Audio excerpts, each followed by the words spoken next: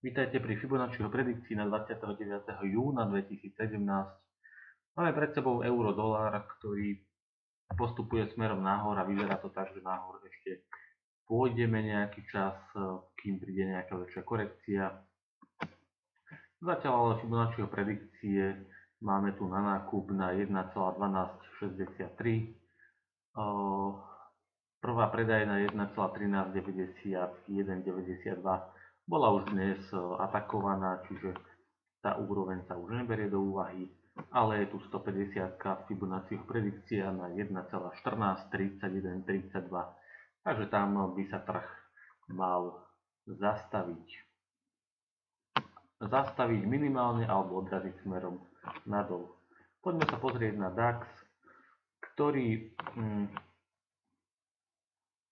sa dostal o poschodie nižšie do pásma medzi 12660 až 12500.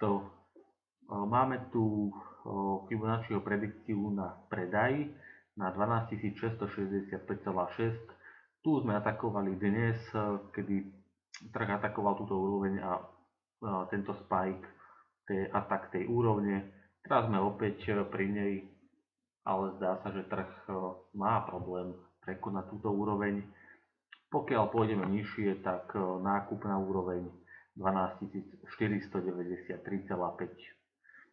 Naopak, ak by sme išli vyššie, tak predaj na 12798,6. No a Libra, tá dnes postúpila smerom nahor, máme tam nákup 1,2882,83, prvý predaj 1,3021 a 1,3066,61.